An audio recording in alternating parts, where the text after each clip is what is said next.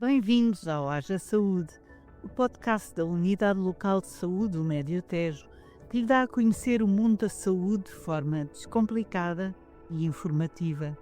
Aqui vamos desvendar os mistérios do corpo humano, entender doenças, desmistificar mitos e recolher conselhos para uma vida mais saudável e feliz. Se já se perguntou qual é a diferença entre uma constipação e uma gripe, como prevenir doenças, como emagrecer de forma segura ou que tipo de exercício físico deve praticar, este podcast é para si.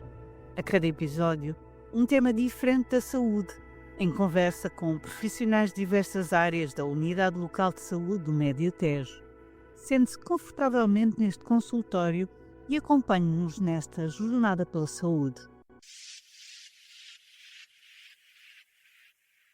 O Haja Saúde está de volta para mais um episódio. Sejam muito bem-vindos.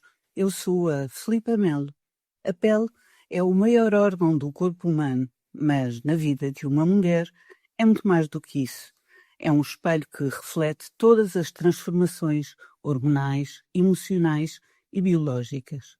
Desde as borbulhas da adolescência, passando pelas manchas e estrias da gravidez, até às rugas e perda de firmeza na menopausa, a pele feminina registra uma história de mudanças constantes. A isto soma-se uma pressão social e estética cada vez maior, impulsionada pelas redes sociais, onde muitas vezes as mulheres adotam rotinas de beleza perigosas e automedicação.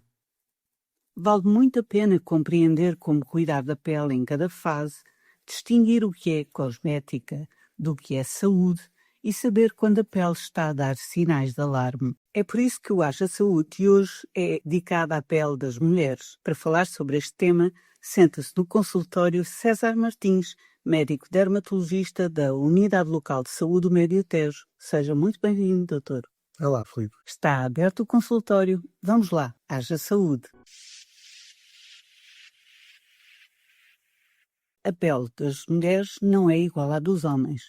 Quais são as principais diferenças biológicas entre as duas e de que forma é que as hormonas femininas ditam o comportamento da pele ao longo da vida? Muito bem. As hormonas femininas é a parte mais importante para a mulher, porque na adolescência podem ser as causadoras do acne.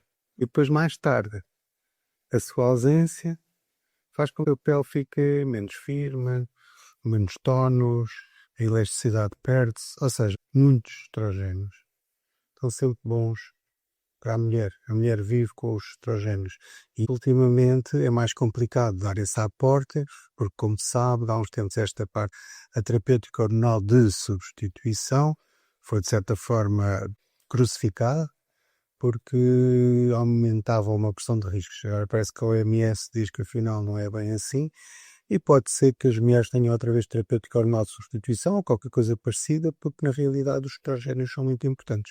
No acne da mulher adulta, principalmente a sua ausência, não ajudam. Os ovários poliquísticos fazem um desarranjo, mas com o tempo a pele vai se tornando mais fina, com menos elasticidade, e isso tudo por causa da falta dos estrogénios. Portanto, há uma diferença grande entre homem e mulher na pele. Falou de um fenómeno que surpreende muitas mulheres, essa chamada acne da mulher adulta. Porquê é que tantas mulheres que até então tiveram uma pele limpa ou que tiveram uma pele limpa na juventude começam a ter surtos de acne aos 30 ou aos 40 anos? O acne da mulher adulta é uma entidade mesmo, separada do resto do acne. E, em princípio, significa sempre algum compromisso hormonal. Normalmente são lesões de pápulas, borbulhinhas entre a face e o pescoço, na parte inferior da face, muito coçadas, muito escoriadas, muito mexidas. Muitas das vezes as mulheres vêm à consulta e dizem: eu nunca tive borbulhas, agora é que me deu para isto e como é que eu volto a isto? As mulheres têm hormonas femininas e masculinas numa balança. Quando as femininas descem um bocadinho ou as masculinas sobem, este desarranjo dá na mulher mais ou menos 5 coisas. Dá alterações menstruais e dores quando vem um período, dá excesso de pelo em zonas que normalmente são dependentes das hormonas sexuais, que é na mulher a face e por baixo do umbigo.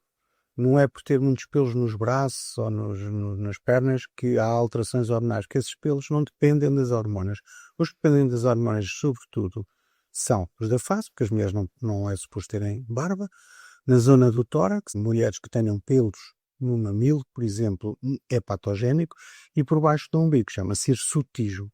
E o hirsutismo também é sinal de que qualquer coisa não está bem. O cabelo fino, a pessoa começa a ficar com o cabelo cada vez mais fininho. E o acne da mulher adulta. É sempre muito importante fazer, nessa altura, um estudo hormonal. Ou seja, pedem-se determinadas análises sanguíneas para que se perceba se o balanço entre hormonas femininas e masculinas está desequilibrado. Pede-se as hormonas sexuais masculinas, tipo testosterona livre, testosterona total, mais uma quantidade delas, e pede-se uma ecografia dos ovários. A ecografia dos ovários é extremamente importante, porque tem critérios depois para dizer se são grandes, se são pequeninos. Chama-se ovário poliquístico. Todos os meses a mulher ovula. No meio é a ovulação e depois ou o ovo é fecundado ou não é. Os ovários poliquísticos são os folículos que vão ficando nos ovários.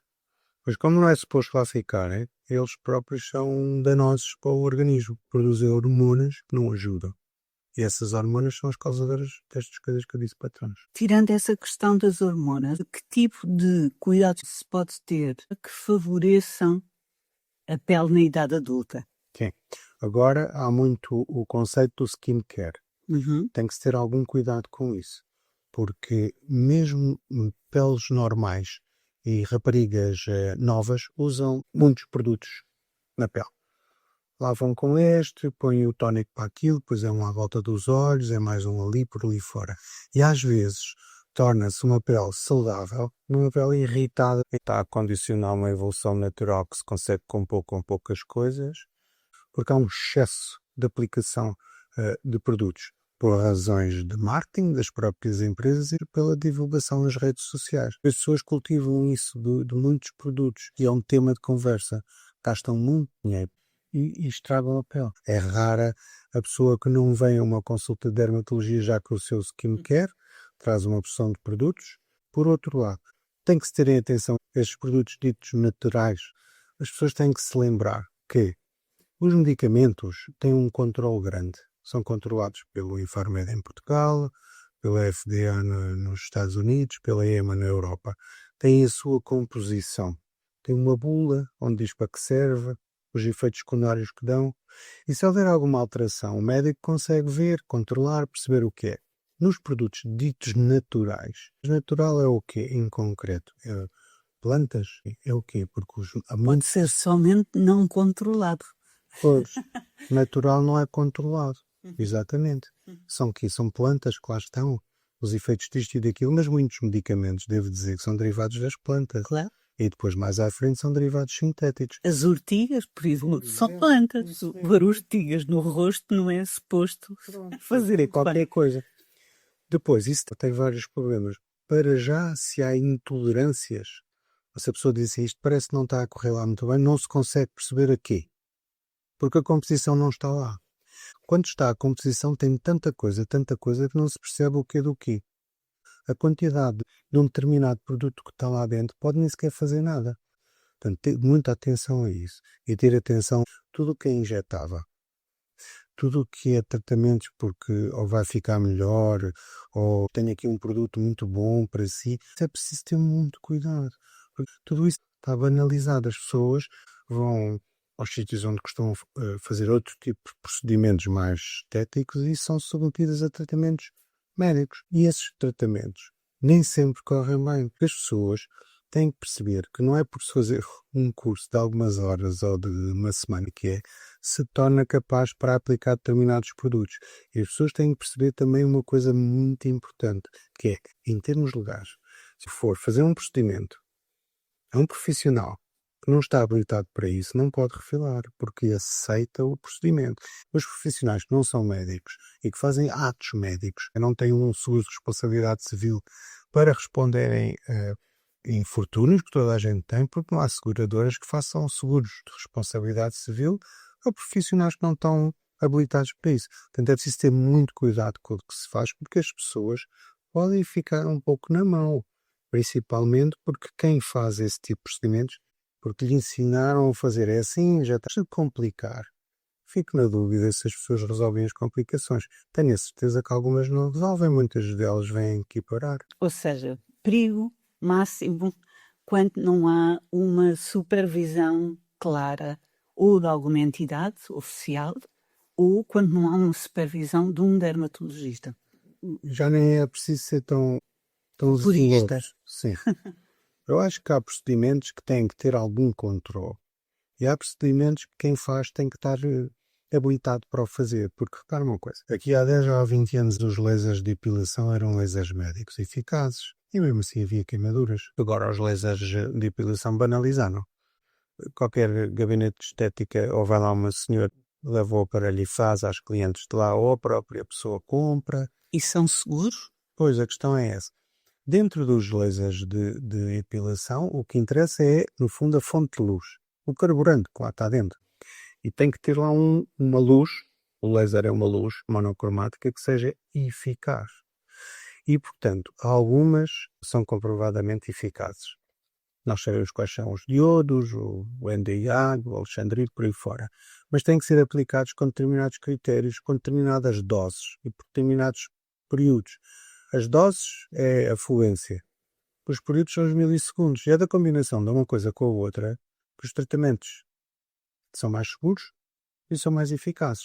Ou seja, para não correr o risco da queimadura, a pessoa pode baixar muito a potência, mas não vai ter os resultados. E, portanto, as pessoas andam para lá. De uma forma geral, eu devo lhe dizer, os equipamentos de depilação são extremamente caros e têm consumíveis que são muito caros. E eu às vezes interrogo-me como é que as pessoas que fazem aquilo conseguem rentabilizar os equipamentos por outros Então, preços. para percebermos, porque as nossas ouvintes e os ouvintes também, que já não são de depilação, ao ouvir isto, devem estar a pensar, então como é que eu faço? Como é que eu sei? As pessoas têm que, pelo menos, perceber que equipamento é que se está a tratar. E é muito simples. As pessoas têm acesso à AI. Inteligência artificial. Sim, Perguntar. perguntar. Isso Pesquisar. é incontornável. Isso interessa. Tem que se perguntar. Eu vou aqui fazer um tratamento. E olha, que aparelho é que aqui tem? É um... Não interessa a marca, interessa saber qual a fonte de luz. É o aparelho não sei do quê. Não, mas o que é que está lá dentro? É o diodo? É o Nd:YAG? É o alexandrite? É o ruby? Eu não sei. Então veja lá. E depois as pessoas põem na internet laser de depilação e veem. E veem se isso é eficaz. Já contornam pelo menos a eficácia. Depois tem que contornar a segurança. Que é terem a certeza ou a confiança que a pessoa que está a fazer o tratamento está a fazer aquilo bem. Mas a depilação tem que dar resultado em 5 ou 6 sessões, não é 20. Fica esse alerta. O que é que aconselha para uma jovem e para uma mulher na idade adulta? Qual a rotina? Prato. Tem que ter um produto para lavar a cara, de manhã e à noite. Um produto bom, adequado. Portanto, que não tenha muito detergente, não é preciso fazer muita espuma, se não tira-lhe a gordura toda da pele. É que tirar a gordura da pele faz seborreia reativa. Quanto mais limpar a pele, mais ela produz gordura para depois chegar outra vez igual ao que estava antes. Portanto, uma loção, um sabonete. O que a pessoa se der melhor, acho que fica ao cuidado, porque há pessoas que se dão melhor com a água micelar, outras dizem, não, eu tenho que fazer um bocadinho de espuma, pelo menos, para, senão parece que não lavei a cara. Daquilo com que a pessoa se orienta melhor, compra. Depois, de manhã, acho que é pôr um hidratante na cara. Depois depende sempre dos hábitos da pessoa. Se põe base, não põe base. Há pessoas que gostam de pôr a sua base. Então, fundamental, quer nas mais novas, quer nas mais velhas, é pôr um protetor solar. Impede problemas graves, como os cancros de pele. É o produto mais eficaz para prevenir o aparecimento de rugas. Eu gosto de pôr uma base. Então, pode pôr um creme hidratante por baixo, adequado ao seu tipo de pele. Tem que ter uma boa textura e sobretudo, não deve irritar. Tudo o que seja retinoides, vitamina C, tudo isso, tem que sempre perceber se a concentração que lá está é eficaz ou não. A vitamina C, para ter a noção, tem que estar estabilizada, não pode oxidar, senão não serve de nada. Se o frasco não for airless, não tem lá vitamina C nenhuma. Os retinoides, para atuarem, tem que ter uma determinada concentração, mas os retinoides, para atuarem, têm que fazer irritação da pele. Pôr numa pele seborreica, que já por si é vermelha e irritando um retinoide por causa das rugas, vai ficar tudo ainda mais Ou bem. seja, eu preciso de um curso para usar como deve ser. Não, basicamente eu acho que a pessoa pode. Experimentar. Sim, lava com o tal produto. Depois que põe um creme hidratante adequado ao seu tipo de pele, porque acha que, bom, já experimentei aqui 2 já 3, agora vou pôr este. Tem que sempre terem atenção que as grandes linhas de farmácia são controladas. E se houver algum problema, o médico sabe que linha é aquele e dá sempre para contactar o laboratório e dizer, olha, aconteceu isto ou aquilo. Quero creminho de manhã. Depois a base. A base tem que ter sempre em atenção se a pele é mais oleosa ou não. Bases de pó nas peles oleosas não são muito boas. Bases líquidas, que dizem oil free, são boas. Há linhas que já têm muitas cores, tipo 5 ou 6 cores. A pessoa adapta, se quer mais escuro, se quer mais bronzeado, se é mais areia, se é mais... controla a cor que quer pôr. E muitas das bases têm já a opção de ter o protetor solar incorporado. Portanto, de manhã tem um líquido para lavar, um creme hidratante, porque normalmente as pessoas não gostam de pôr o protetor solar direto na pele, e a base, que pode ser com o protetor solar junto. Depois, ao final do dia, a pessoa tem que lavar a cara, lava com o mesmo produto, e depois põe o mesmo creme da manhã, que normalmente ninguém quer pôr, porque acha que tem que ter um para a noite e outro para de dia. Ou então usa esses retinoides, a vitamina C, tudo isso para peles mais maduras.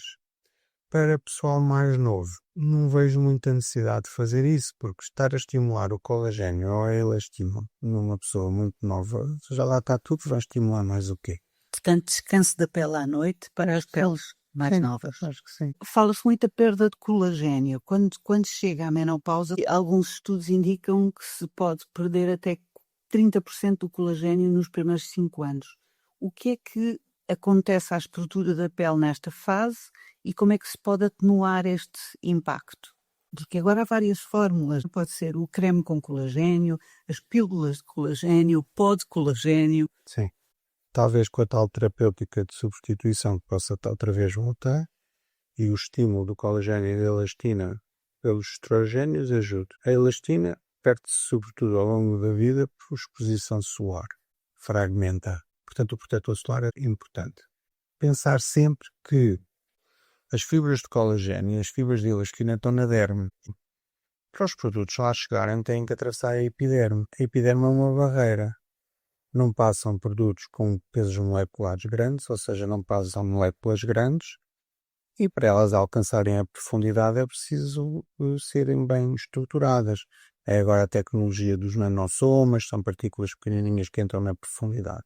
Portanto, primeiro tem que penetrar, chegar lá abaixo, e depois tem que ser eficaz. A eficácia tem que ser demonstrada em estudos. Os estudos que há de cremes de estética e de cosmética têm sempre alguns handicaps. Handicap número 1. O número de pessoas ditos voluntários para fazer o teste é sempre pequenino, reduzido. Os métodos para aferir são sempre pouco padronizados.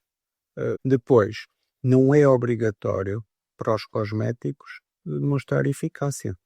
Os medicamentos é que têm que mostrar eficácia. Portanto, respondendo muito diretamente, é preciso pôr pílulas de colagênio, não acredito. Os cremes funcionam por healing, por efeito de descamação e porque esses sim penetram na profundidade e modelam o colagênio.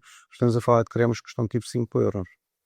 São medicamentos. Vitamina C tem que estar bem estabilizada.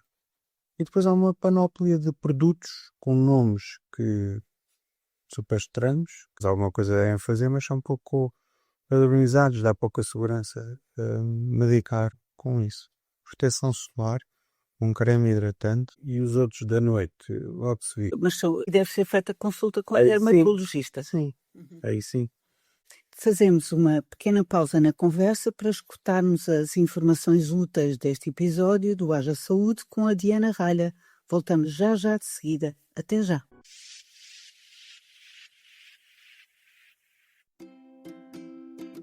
No verão, há uma palavra que devemos levar muito a sério. É a palavra escaldão. Nestas informações úteis, fomos recuperar alguns conselhos úteis de uma antiga conversa que mantivemos no 5º episódio do podcast Haja Saúde com o dermatologista da ULS Médio Tejo, César Martins. E a mensagem principal é simples. Apanhar sol não deve significar ficar escaldado. Quando a pele fica vermelha, já houve uma agressão. O escaldão não é apenas um bocadinho de sol a mais, é um sinal de que a pele sofreu. E ao longo da vida estes episódios vão aumentar o risco de cancro de pele. Por isso a primeira regra é evitar o sol nas horas de maior intensidade, sobretudo entre as 11 e as 16. Se estiver na praia, no campo, numa piscina, numa esplanada ou simplesmente na rua, procure sempre a sombra. Use um chapéu, óculos de sol e roupa leve que cubra a sua pele. E muita atenção, o sol não se apanha só na praia, também se apanha a caminho para o trabalho, no carro, numa caminhada, enquanto se espera por alguém à porta de um serviço ou enquanto se fazem, por exemplo, tarefas ao ar livre. Por isso, nos dias de maior calor e de maior radiação, o protetor solar deve fazer parte da rotina antes de sair de casa. Outro alerta importante: tempo nublado também queima. Quando há nuvens, podemos sentir que está menos calor, mas os raios ultravioletas continuam a atingir a pele. Ou seja, pode não sentir a sua pele arder, mas isso não significa que esteja protegido. Quanto ao protetor solar, ele é uma ajuda, mas não é uma autorização para ficar horas e horas ao sol. Deve ser aplicado em quantidade suficiente antes da exposição solar e renovado ao longo do dia, sobretudo depois de ir à água, transpirar ou limpar a pele com uma toalha. E se colocarmos pouco protetor, a proteção real fica muito abaixo daquela que aparece na embalagem. As crianças merecem atenção redobrada. A pele é mais sensível e os escaldões na infância são especialmente preocupantes. Crianças vermelhas a correr ao sol não são sinal de férias bem aproveitadas, são um sinal de que é preciso parar, proteger e ir para a sombra. Por fim, olhe para a sua pele, conheça os seus sinais. E se aparecer um sinal novo na sua pele, ou se há algum sinal mudar de tamanho, forma, cor, contorno, ou começar a dar algum sintoma, mostre-o a um profissional de saúde. Neste verão, a melhor operação é mesmo esta, a operação anti-escaldão. Sol sim, escaldão não.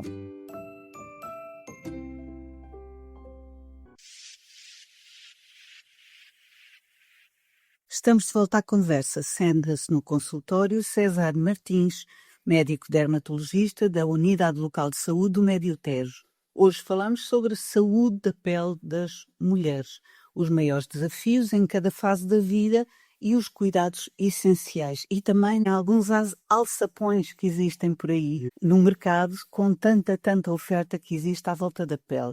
Intervenções estéticas, sim, não. Então, isso sim. Eu dividi as intervenções em 3 grupos. Uns do âmbito da cirurgia mesmo, os liftings, essas coisas assim. Outros numa área mais de dermatologia cirúrgica, por exemplo, na área da estética, o Botox, o ácido hialurónico, os fios de sustentação. E depois tratamentos ou procedimentos estéticos. Os procedimentos estéticos encaixo aqueles ultrassons, a radiofrequência, no fundo são tratamentos que exigem muitas sessões e que não compensam em termos de eficácia. Seguramente tem ali uma lacuna grande. Tem um efeito muito reduzido. muito E reduzido. A pessoa vê algum resultado, mas quase que tem que ser mentalizada para ver o resultado. Uma espécie de placebo. Mais ou menos. O efeito do placebo é 30%.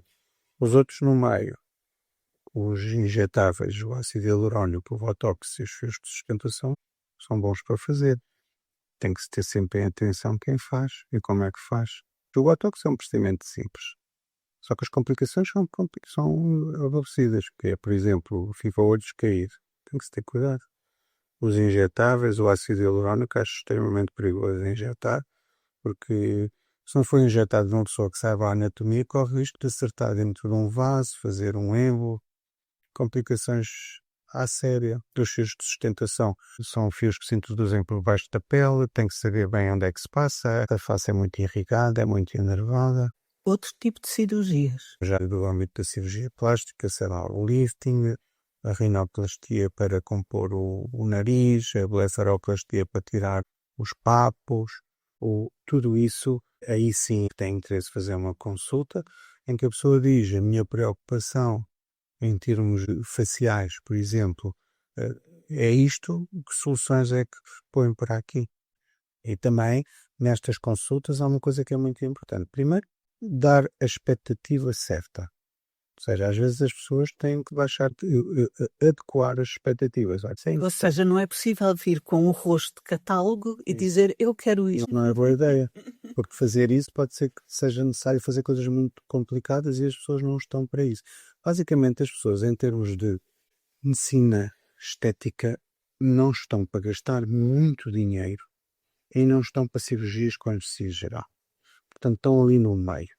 No meio são estes produtos que nós temos vindo a falar, que são produtos que aplicados em consultório médico para serem bons são caros, a matéria-prima é cara e, portanto, os tratamentos ficam caros. Às vezes vejo pessoas que vêm aqui e dizem a toxina botulínica na face e gastei tanto. E às vezes dizem-me valores inferiores ao que custa o produto. Eu pergunto, como é que é possível fazer um tratamento por menos que o produto custa? Portanto, há ali qualquer coisa que não está bem.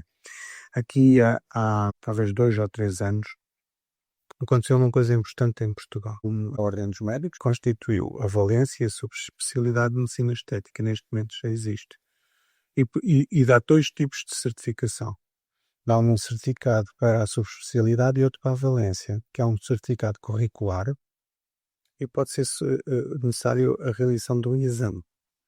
Por isso eu apelo aqui às pessoas que estão a ouvir, que quando for fazer procedimentos de medicina estética, que perguntem qual é a habilitação, porque neste momento em Portugal já está regulado. Ou seja, é preciso uma habilitação em medicina estética. Sim, porque não existe a especialidade. Não se consegue ter uma habilitação em medicina estética quem não é médico, porque o termo implica ser médico. Pode ir à Ordem Pode dos consultar Médicos. ou telefonar e Sim, ou perguntar. vai ao site da Ordem dos Médicos, mete o nome, Ótima informação. ou mete o nome, ou mete o número da cédula e aparece lá quais são as especialidades que a pessoa tem. Muito bem. Isso é ótimo, porque serve sempre para saber se a pessoa que está a frente para já ser médico, não é? Tem que ser, tem que lá estar escrito, e quais são as suas valências. O que está em causa é ter regulação, ser controlado, as pessoas estarem protegidas. E seguras. Ora, diga-me sinceramente, como dermatologista, o que é uma pele saudável? Aos 40 anos, 50 anos, 60 anos. Para mim, acho que uma pele saudável é uma pele hidratada. É importantíssima a hidratação, quer do corpo, quer da face. Uma pele bonita é uma pele hidratada, com bom tónus e com uma boa elasticidade. E é uma pele protegida do sol. Manchas, o que é que se faz contra elas? A pele, ao contrário dos outros órgãos todos, tem 2 tipos de envelhecimento. Fotoenvelhecimento e envelhecimento biológico. Numa consulta e a pessoa vem com manchas, tem que se distinguir entre 2 coisas. Uma é as manchas da idade, que é o envelhecimento biológico da pele. As outras são as manchas do sol. O que é biológico é explicar, olha, isto aparece com a idade, não tem mal nenhum, se quiser tira-se ou trata-se com laser, mas é porque não gosta de ter ou incomoda. E vai voltar a aparecer? E vai voltar a aparecer outros. Sei lá, a pessoa tem angiomas rubis, tem aquelas pintinhas vermelhas da pele que aparecem com o tempo. Não gosta. Tratam-se com laser. Os sinais salientes. Aqueles sinais salientes também não gostam e tira-se. Os mesmos, em princípio, não aparecem, mas depois com os anos, não é, com os meses, vão aparecendo outros e as pessoas têm que novamente fazer os procedimentos. Depois, no fotoenvelhecimento, o diagnóstico é muito importante, porque tem que se distinguir entre manchas do sol potencial benigno e manchas do sol com potencial maligno. Tem que se ter a certeza absoluta que não é câncer de pele. Mais alguns conselhos que queira deixar? Tem que se ter cuidado com as unhas de gel. Os acrilatos fazem montes de alergias e o facto da unha estar em oclusão pode desenvolver micróbios, nomeadamente fungos. Portanto, se a pessoa começar a ficar com as unhas muito vermelhas à volta, ou a pele muito vermelha, ou quando tira um gel ficar verde, terem atenção. Também é importante um diagnóstico no cabelo. Há muitos problemas que são por déficits de enzimas ou déficits de nutrientes e outros pela evolução natural. Mas é também um motivo muito de consulta nas mulheres. Se pudesse receitar 1, 2 mudanças de hábito a todas as mulheres do Médio Tejo, quais seriam? Proteger do sol, hidratar muito e pôr protetor solar. Quando precisam de fazer um diagnóstico correto da sua pele, devem procurar apoio médico. Muito obrigada. Nós, já sabe, voltamos daqui a 15 dias neste consultório que lhe diz tudo, mesmo tudo, ou quase tudo, sobre saúde, pela sua saúde, para que haja saúde. Fique bem. A Unidade Local de Saúde do Médio Tejo dá a resposta direta a cerca de 170 mil utentes em 35 unidades funcionais de cuidados de saúde primários e 3 hospitais. Dr. Manuel Constâncio em Abrantes, Nossa Senhora da Graça em Tomar e Rainha Santa Isabel em Torres Novas. Iniciou atividade em janeiro de 2024, a partir de uma reestruturação do modelo organizativo do SNS, para mais e melhores cuidados e uma relação mais próxima com a comunidade dos concelhos de Abrantes, Alcanena, Constância, Entroncamento, Ferreira do Zezer, Mação, Sardual, Tomar, Torres Novas, Vila Nova da Barquinha e Vila de Rei. Obrigado por estar connosco neste podcast. Subscreva-o e marque-o na agenda. Siga-nos nas redes sociais. Estamos juntos para cuidar de si e dos seus. Haja saúde!